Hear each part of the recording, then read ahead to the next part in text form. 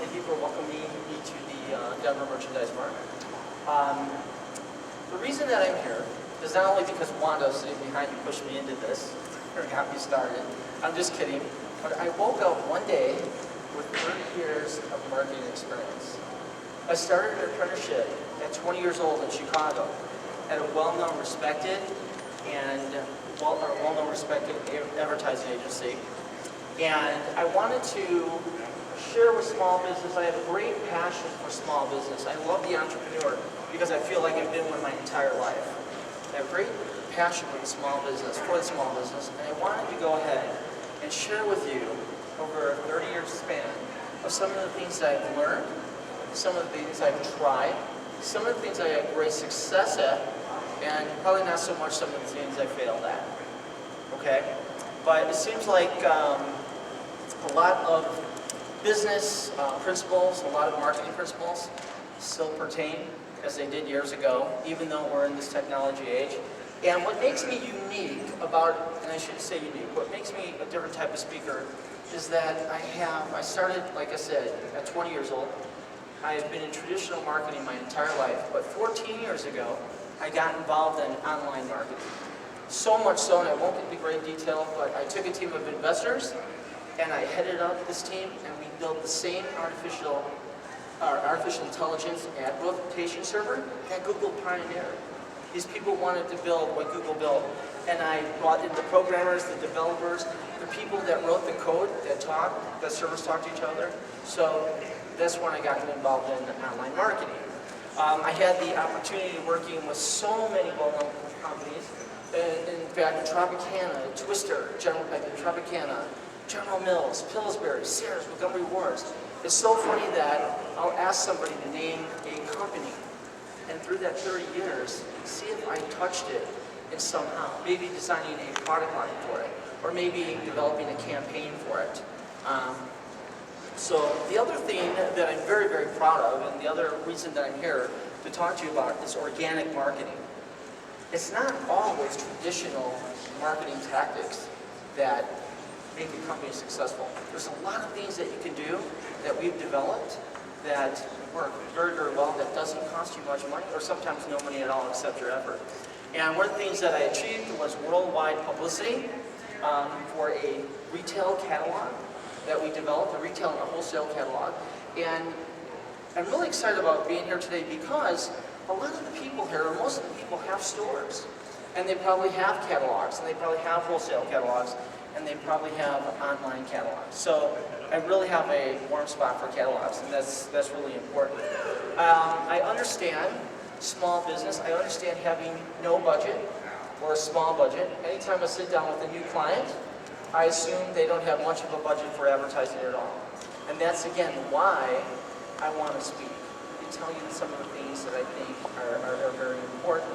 I also had the opportunity of experimenting with a budget, meaning that as an agency, we always had money set aside, a budget to go ahead and try experimental marketing, okay? And one of the things that we did, and I think that is very, very useful in small business, is we would compile email lists from all over. And I don't want to use the word spam, but these were spam lists. And I had two of my creative team for 2 to 3 months emailing people over and over again, from the same list, and we were trying different email techniques. We were trying discounting. We were trying gimmicky. We were trying humor. We were trying graphically heavy emails. And we found out that the customer was responding to emails that were like a business-to-business correspondence. And we took the same tactic and we implemented it into a service company in the Denver Tech Center that sold a service. And we purchased our email list from Salesforce.com. We sent out an email with only 2 lines, just 2 lines of copy, and a link to a video. And when the potential customer got this email, they would click on it and it would give them 3 choices: to either learn more, to have a sales rep contact them, or to buy now. That program was so successful, we felt like we pioneered something new. That program was so successful that we eliminated 8 out of 10 salespeople in their sales department. They kept 2 of the original salespeople just to go ahead and take care of inbound leads and people calling up. So I feel that email, experimenting with the budget has been a tremendous asset in marketing. The other thing I want to talk about, technology. A lot of companies, a lot of small businesses that I sit down with are really intimidated about technology because marketing and the marketing industry is moving so quickly that they're like, what's next? What do we do next? This person's doing that person's doing this, should I be doing this? And I'll tell you what I think about technology. I think this is a great opportunity to have a small business because the very first time ever, we can actually compete with much larger companies.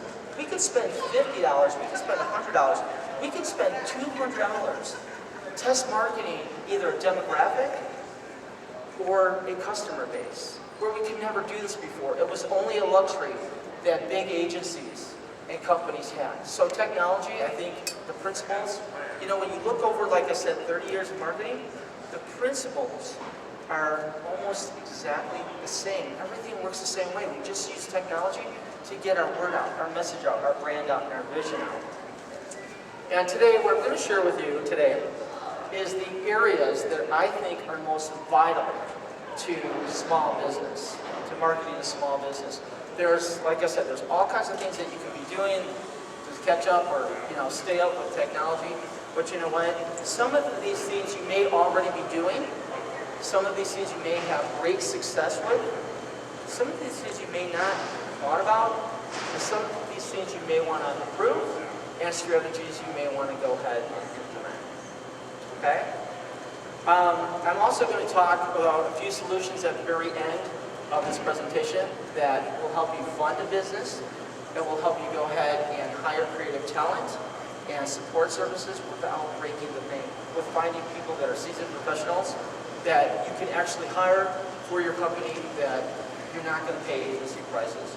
One of the very first things that I do when I sit down with a client is I tell them I'm not going to make them a Me Too company, but just like everybody else. I build them what I feel and create for them is a company that gives them credibility right out of the gate. I always create a brand that's different and a brand that stands out, and I make them always appear much larger than they always are. Because again, that gives them credibility, but I love taking a small business that's out of a house and I like making it look like a Fortune 500 company because it's credible and people will go ahead and respond to that. It's been proven over and over again.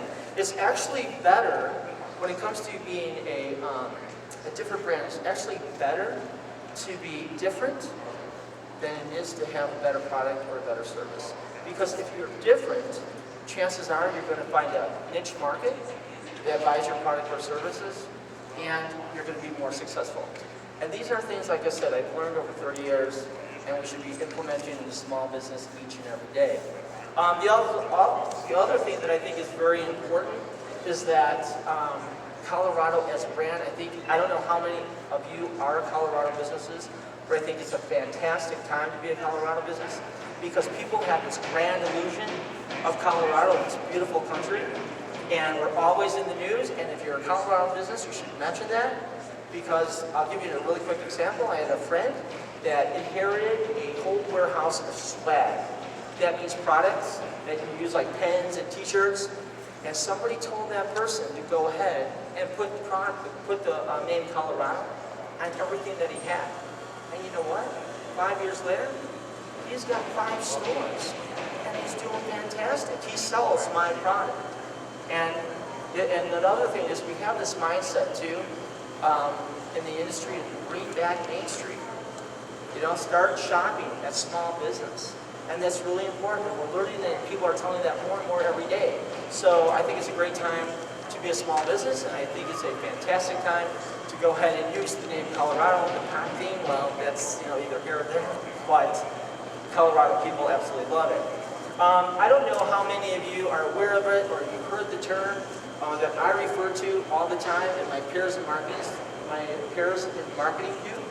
We are living in what we refer to as the visual revolution. Okay? We are being bombarded every day by hundreds of images, if not thousands of images, through social media. So much so that a good friend of mine that is a writer, she's a novelist, and she travels all over the United States and she teaches workshops. She teaches other novice writers how to write. Writers are actually writing differently for the very first time.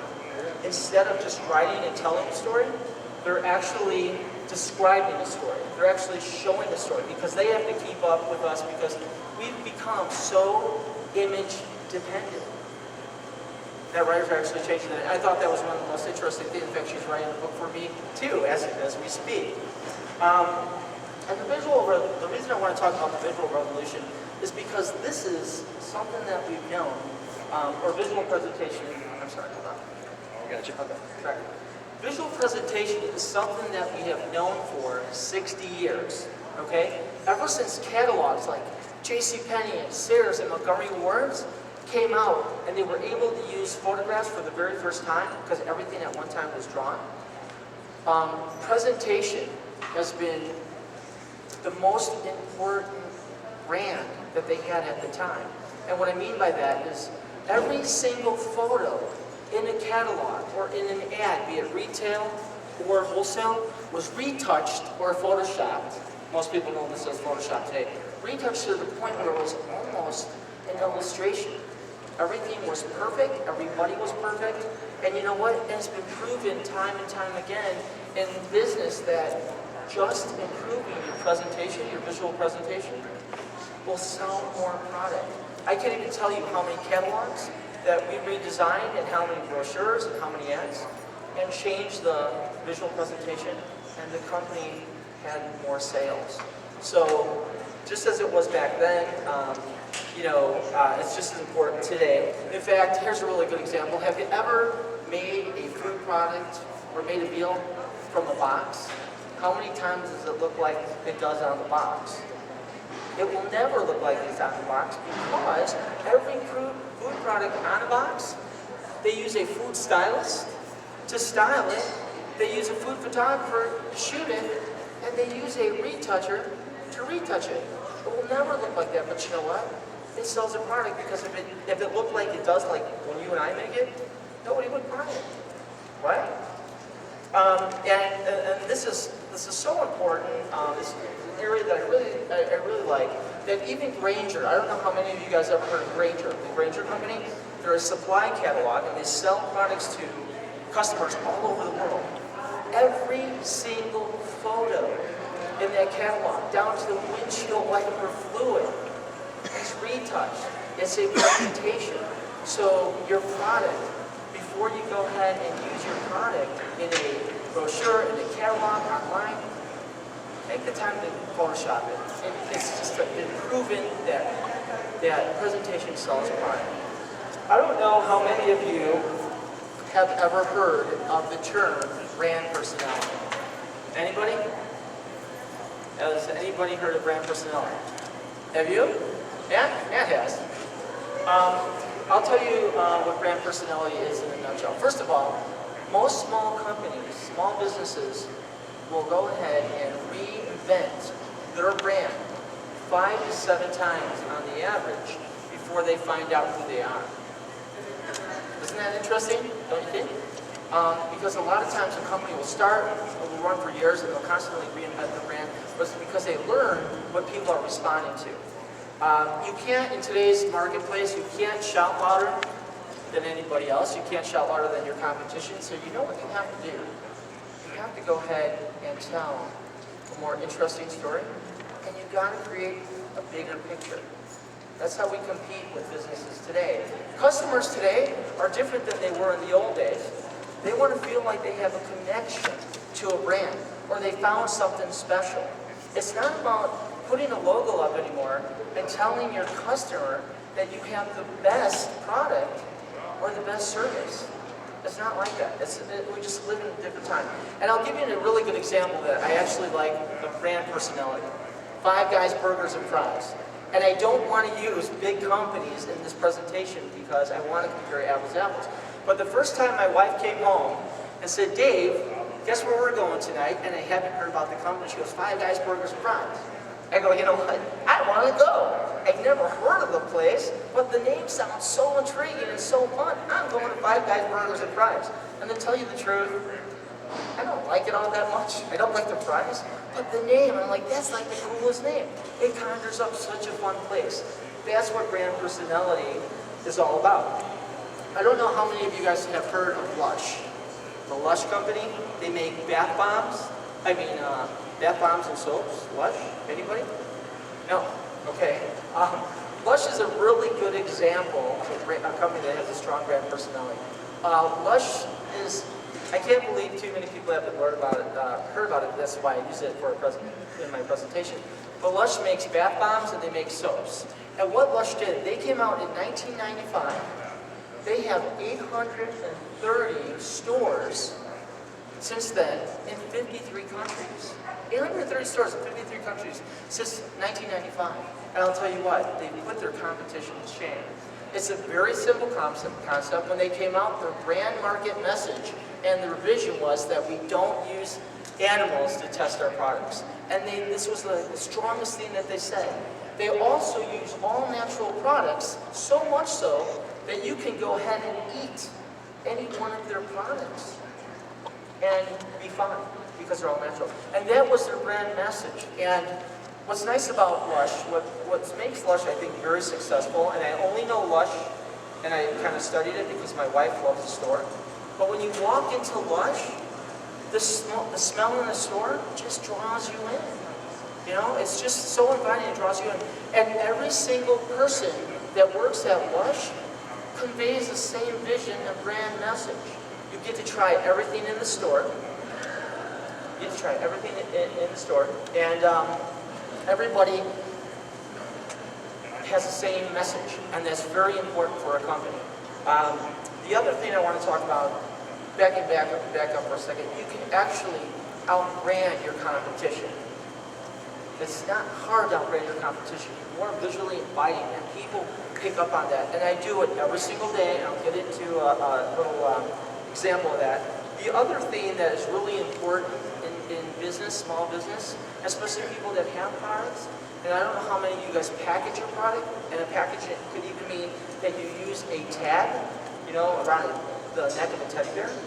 Packaging and brand personality go hand in hand. You can sell a product when nobody is around that sits on the shelf just because of the presentation of the package. In fact, I had a marketing friend of mine. I was releasing a new package that was in a huge industry, a new product in a huge industry that was very competitive. And he said, Dave, how are you going to sell a product that no one's ever heard about, no one's ever tasted, and no one's ever sampled? I said, you know what? I'm going to go ahead and build or design a package that has such a different feel and tell a small story on the back. And you know what? Some of it was luck, but most of it was, experience. And when we released this product to retail stores, cross my fingers, it was a top seller. People were calling back and ordering more and more, only because the package was so visually intriguing and there was a story on the back about the company. So brand personality, the new buzzword in marketing, goes hand in hand with packaging. The other thing that brand personality works well for, let me back up. This is going to date me, of course, but you know what was a really great example of brand personality on a package? Was the Pet Rock. The Pet Rock was like incredibly successful and way before its time. As simple as the concept was. And it wasn't even the rock that was the product. It was the instruction booklet that came with the rock to tell you how to train your rock. Just like you would train your dog. It told you how to train your rock and make it sit and all kinds of stuff. And I'll tell you what, the creator of the Pet Rock, I followed him for a little while. He never had success like that again. He tried, but he never did. So I wanted to touch on that because that was, like I said, a product of brand marketing and packaging before its time. The other thing I want to touch on is video, okay? Video. A lot of small companies are intimidated because of the cost of commercial video. If you want a great video out there, it costs money. So the best, I have a friend that owns a big video company in Nashville, Tennessee, and we've been using this tactic for years. The best way to go ahead and produce a commercial video and save a lot of money is hire either a young person that's very good with the camera, or hire somebody that has an inexpensive cost or hourly rate to go ahead and video your presentation or your product. Because where all the magic is in a video, a commercial video, it's all in editing. It's all in the editing. You could take footage that isn't that good, that looks like to me that would bore us to death, but an editor, you can spend $200 or $300 on an editor, a professional editor, and you'll get a commercial grade video. And the reason that I like to talk about this is because so many small companies can't afford a great video. And this is one of the most important areas because today, for the first time, we can actually show our product, present our product, and tell its story like it's on TV, because of video. And that goes hand in hand with brand personality. Last part of branding, I'm going to talk about brand marketing, is what's called brand integrity. Another buzzword in marketing, okay? Here we go, guys. Okay. Brand integrity is nothing more than the experience that your customer has, the overall experience with your company. You can, it's been said a million times that you can have a sale today, or you can have a customer for life. And I don't know if you'll have a customer for life, but you'll have a customer, for a long time. And brand integrity is so important and overlooked by most companies. It's a vision that the whole company has to share. From the person that answers the phone, to the person behind the counter, to the person that's in customer service, to the person that ships a package. Because if you don't have a vision that your company shares in, your customers will interpret that and they'll develop their own opinion or a vision about your company. Let me give you an example. If you took 100 people today and you all said to them, let's say we all work for the same company, and I stood up in front of you and said, we're going to provide the best customer service that any other company has ever provided. Do you know how many of those people would interpret what good customer service is in their own way? Somebody might think, I'm going to have fun with the customer, I'm going to be lighthearted. Another one's going to say, customers don't want to have fun, they want to come in and they want to buy a product. It would be just a mess of your brand vision. And I'll tell you what, a lot of businesses today lose track of their current customers because they're too busy looking for new ones. Do you know how hard it is to find a new customer or a new client? And you know what we're doing as businesses? We're so focused on new marketing to draw on more, how much traffic we can get to our website, that you know what? The new customer is the most valuable asset that we have. And an example I'll use for you, the agency that I started back in 1983, co-founded with my two brothers that were commercial artists, that were in advertising well before me. Right after my 4 years, we started our first business. We have a client that we've had for 17 years in Chicago. That is unheard of, completely unheard of. And that client is Fellows. I don't know if you ever heard of Fellows. It's the yellow boxes that sell paper shredders and office supplies. They got a little bulldog on the front of everything that they sell. That client we've had for almost 18 years. And it's because we never forget how important that client is. And I'll tell you what, a lot of companies are losing track of that. And I'll use a small business as an example. I have a friend that owns a moving business. Last month, he did $360,000 in a small moving business because he moved so many people. Not only did he do $360,000, but you know who contracted him was Angie's List. Angie's List is going to do a story on him because he has an impeccable service record. And he has 3 things he contributes to his success in his moving business is one, he tells the customer exactly what he's going to do. He does it exactly when he says he's going to do it, and he charges the customer exactly what he says he's going to charge them. And if the customer comes back and says, well, can you give me a better deal? You know what his response is? Well, if I do, then I was lying to you in the first place about what I could go ahead and move you for. And that's one thing that he doesn't lose track of. And working with so many small businesses, brand integrity is so important not to forget the customers that we have, trying to find new customers, okay? And you know what, the reason that I talk about brand marketing is because branding is a strategy that is so commonly overlooked. Visual presentation and brand personality, all that stuff goes hand in hand. The other thing that I want to just touch on before I go into marketing strategies, I'm going to touch on some marketing strategies that I feel are the most key areas for you guys, is media. I absolutely love the media. And you guys should be knocking on the media's door all the time, especially if you have a product. The media, I refer to the media as parrots. Anything you tell the media, they tell the public. And I'll tell you what, one thing about the reason I like about the media is you can go ahead and run all the advertising that you want, all the ads that you can, but I'm going to tell you what, if a newspaper or a magazine does a story on your company, that's credibility. That's like you telling her that this is the best product or a product that I found.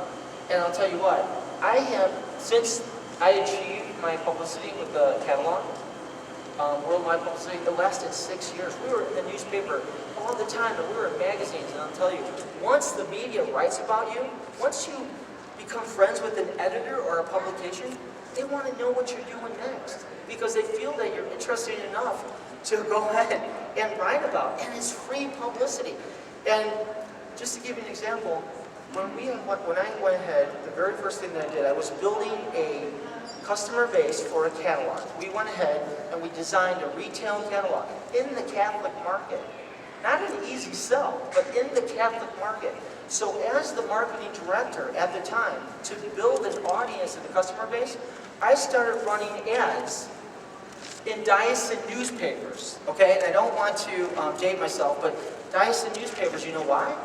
Because I knew that my customers were there, and it was an inexpensive publication, and all I did was run an ad that says, call 1-800 or visit our website for your free catalog. And the phone would ring day after day, but then I'm going, okay, I'm building a customer base. I think that this catalog has an interesting story. So you know what I did? I called the Associated Press. I never wrote a press release in my life. I'm not a writer.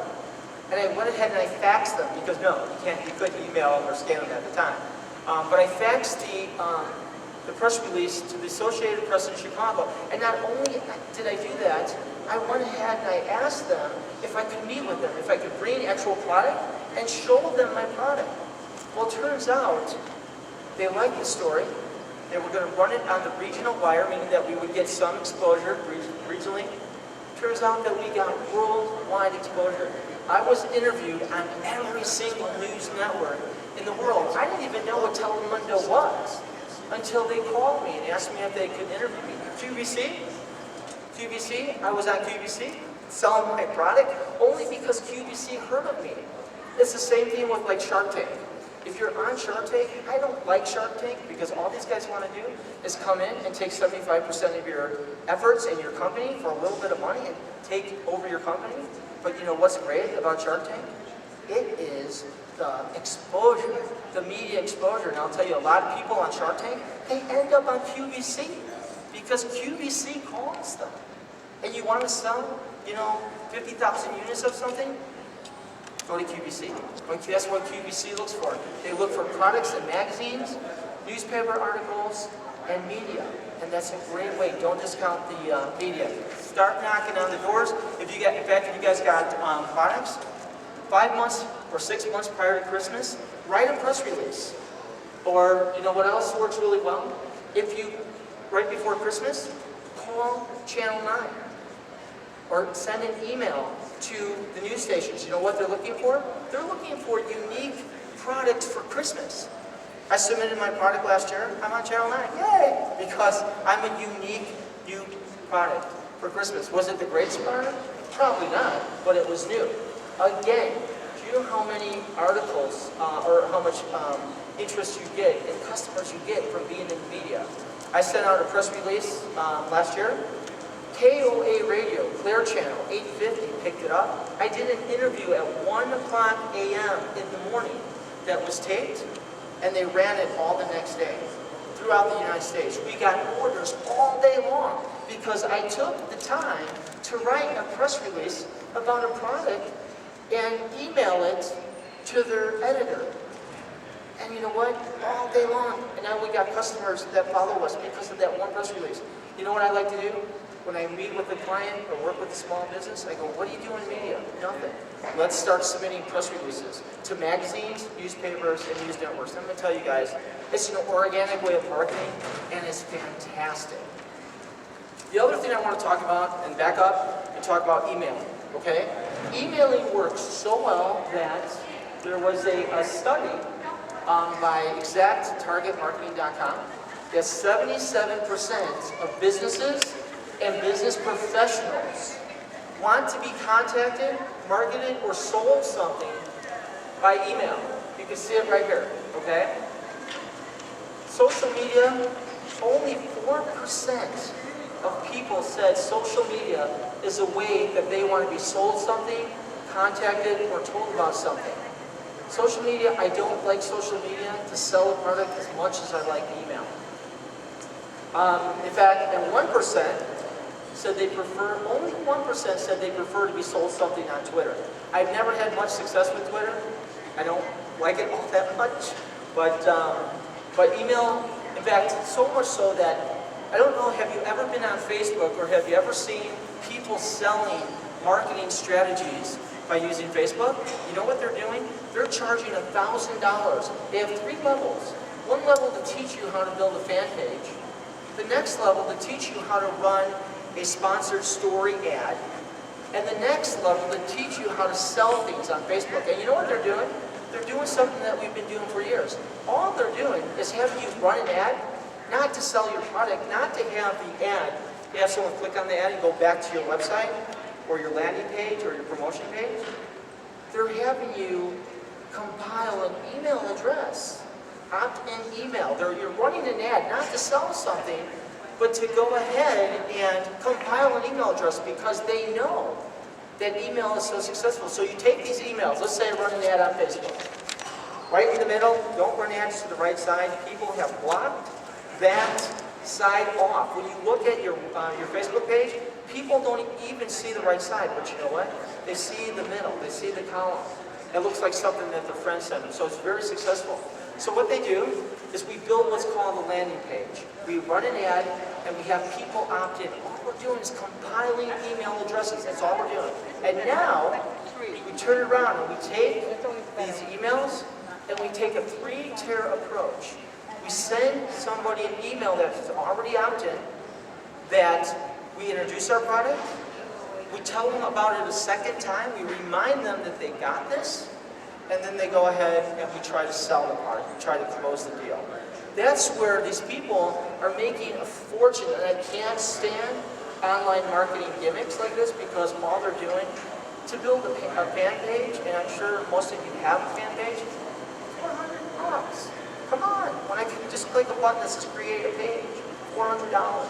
And the rest of it, this is a $1,237 value that I'm going to teach you. But you can do this stuff yourself, or at least be aware of it. The other thing that I notice, as owning my own businesses, when I go ahead and I present an event, a sale, a special on Facebook, if I post it on my Facebook page to 5,000 people, I am having this event, or I'm offering a discount this weekend, Sunday only. The response compared to my email blast is nothing. Hardly anything at all. It's almost a waste of time. But I'll tell you what, when I send out an email blast, the same emails that I compile, people show up, oh God, I got your email. Woo, I got a discount today. Or I showed up for the event, I wanted to be a part of this. Because email is so effective. It works very, very, very well. The other tip that I want to give you is from a good friend of mine that has a very successful business. Do you know when you call a customer service, they say, in case we get disconnected, can I have your phone number, right? They get your phone number. You know what my friend does? With a very, very successful home inspection business, every time a customer calls to get a price or a quote or what have you, or to talk to them about information, you know what he does? He says, can I get your email address first in case something happens, or so I can go ahead and send you our special? Every customer that calls him, he gets an email list. He is on his, or email, and is compiling a list because they gave it to him. They want the information. He is on his way. He can't even take on any more work. He's 2 weeks out, and his goal is to be the biggest home inspection business in Colorado. And that's one of his strategies. Like I said, even though everything is new, basic principles still apply. I'm going to touch on search engine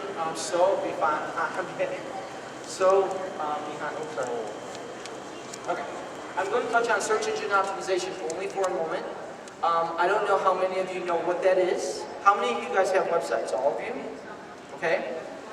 Search engine optimization is nothing more than putting keywords and search phrases into the code, titles, subtitles of your website. Okay? There's many companies out there, and I don't want to put anybody down, but there's many companies out there that sell search engine optimization that don't do anything for your business.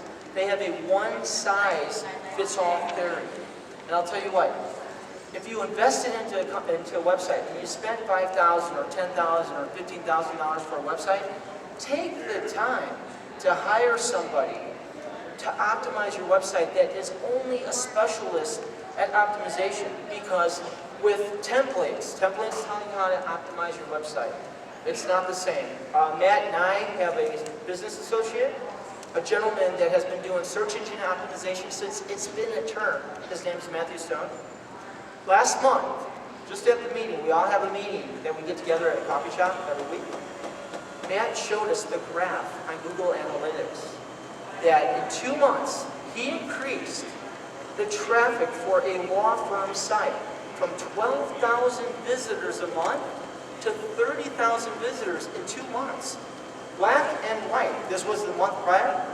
This is the month now. Simply because the company didn't have the correct content in their meta tags. They thought they did, but if you have a website and you've gone through this much trouble, optimize the website. It's a strategy, it works, and you don't have to, it's not something that these companies will come in and they'll say, okay, we're going to put you on a 6-month contract. Don't do it. Have somebody that's going to come in, optimize your website, and watch the results. And if they need to modify it, because they're tracking, do it again, okay? Site and search retargeting ads. I got to talk about this because I use it all the time, and I love it, and it's very successful. How many of you have noticed when you either click on a website that you needed to know something, or you searched for an industry, that an ad will follow you everywhere you go? Anyone notice that? It's called site and search retargeting ads. And it's just like it sounds, site and search. All you do is you embed a code or have somebody embed a code into your website. That's simple, okay? So when somebody clicks on your website, your ad will follow them around for up to 90 days. Either they're going to have to click on the ad to go ahead and make it stop, okay? Or they're going to go ahead and it's going to run for 90 days, or the duration that you allow it to run. You can turn this on and off. Christmas time, site and search ads are wonderful for holidays because 3 months prior to Christmas, we're going to go ahead and turn this on, because what happens is someone is looking at my product for either they want to carry it in their store or they want to buy it for somebody. And you know what's going to happen? This ad is going to follow them around for the next 3 months or 2 months or a month, and it's going to remind them of our product. Is it intrusive? A little bit, you know, but they took the time to go ahead and look for your product or your service. And it's a great, and just like pay-per-click or any other social media type of AdWords, you don't pay for these things until somebody is looking for you. So it's a way to keep your budget low and spend a little bit of money, and you can, decide if I want to spend $20 a day, if I want to spend $100 a day. Okay? I'm going to touch on Google. I have to touch on Google, and I'm going to tell you why. Because Google is good for one thing: when people are searching for a product, a service, and when they're ready to buy. When you use these few strategies in business, and you know why I talk about them? Because they always apply.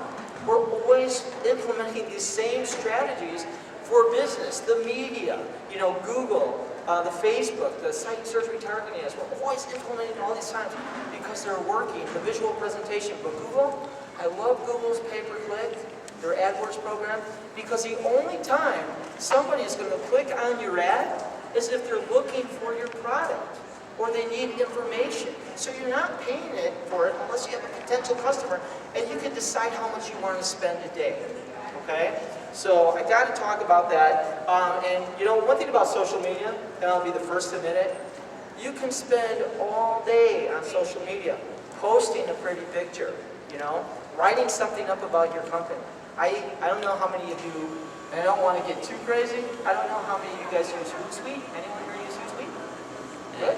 So you use this Hootsuite.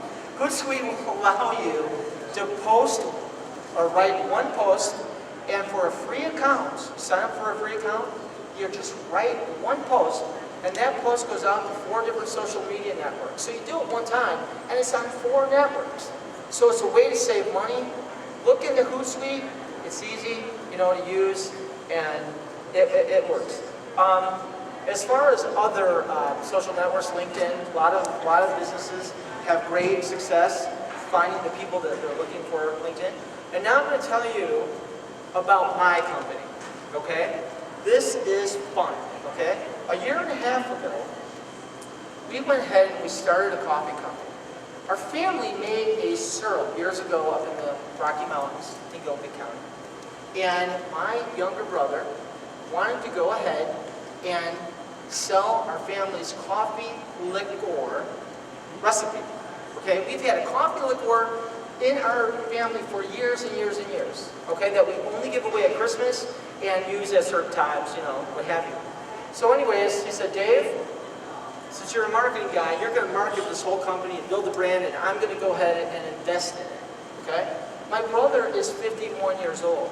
The only investment money that he has is about 401k. And I don't want to use my brother's money, so you know what I had to do? I had to use every dime like it was my last dime. But you know what? I know how to do this because I know about small businesses. So you know what I did? I had to think organically.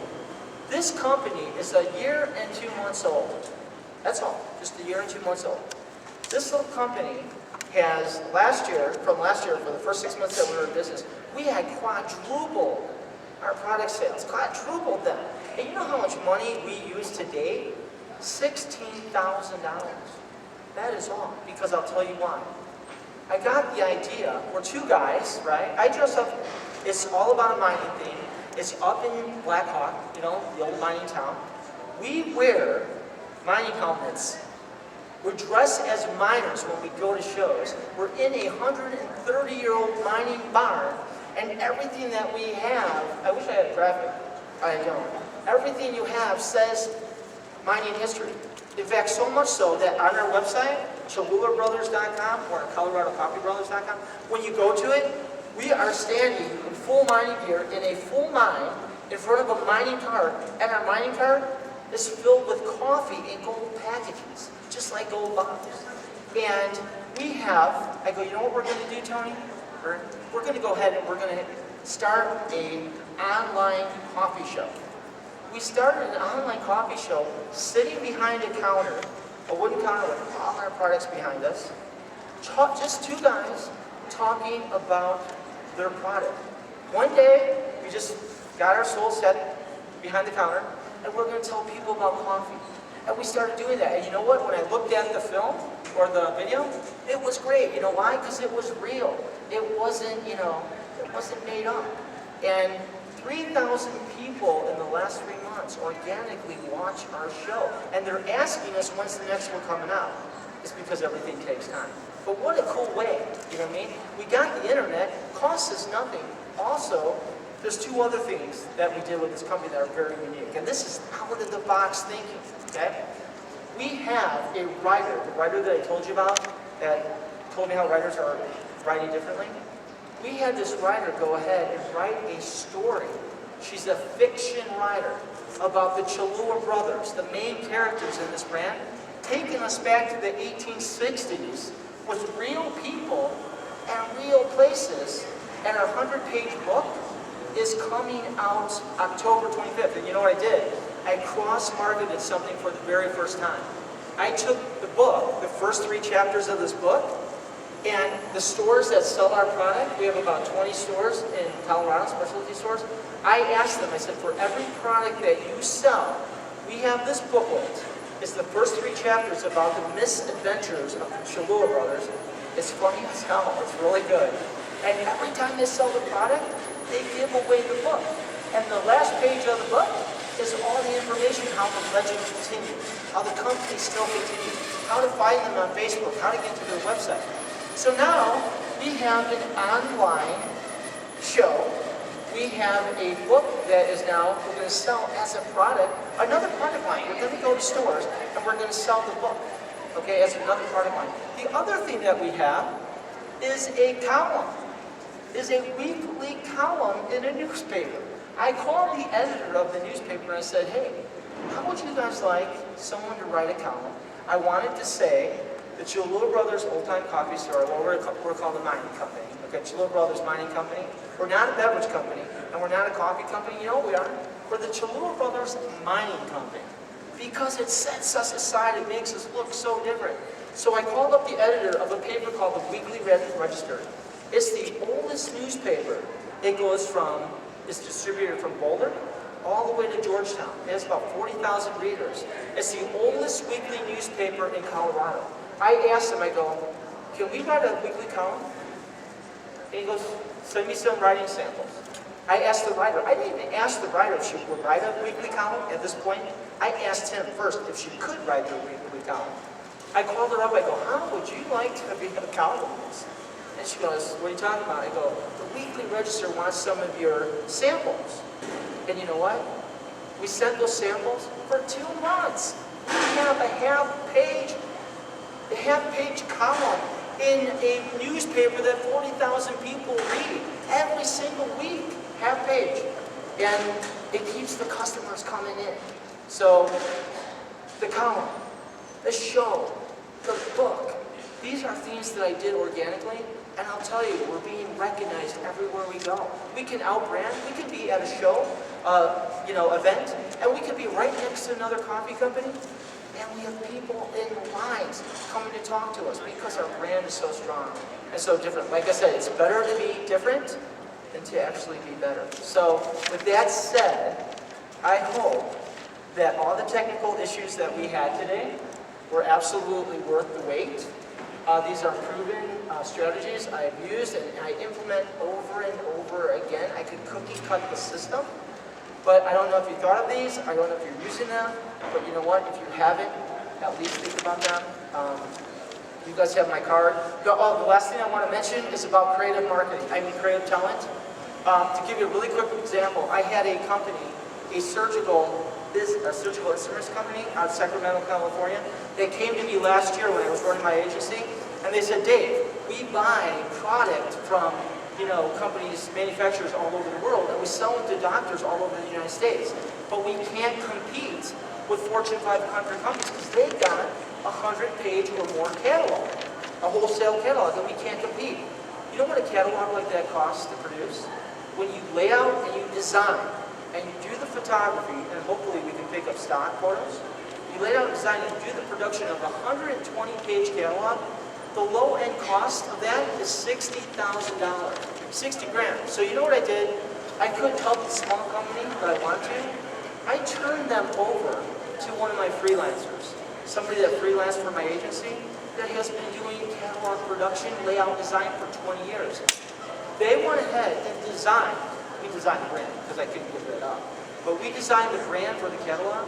We designed a 120-page catalog that would have cost 60 grand on the low end for $8,000 to $10,000. And I'll tell you what, you take that catalog, and you go to the doctor's office, and you throw it on the table next to the Fortune 500 catalogs, and it's just as good, if not better. And you know what? These people, this type of talent, copywriters, and graphic artists, and designers, and programmers, and developers, they're all over. And they're reasonably priced because they're freelancers. You can get a seasoned professional. I find them all the time because they work for me. And what I'm doing, I'm compiling a network right now because, to tell you the truth, this is my very first speaking engagement. Okay? I made it, boy, to try to help small business, but I'm compiling this network on my website. Okay? So don't feel bad. I mean, no one can hold it against me. My own website's not done, but it will be done in about a week. So if you want to email me, if you need help, feel free to do that. If you want to go ahead, and once I get this up, access my network of people that I've used for years, that I trust, that are seasoned professionals, that are going to charge you $35 an hour, not $100 an hour. Feel free to do that, okay?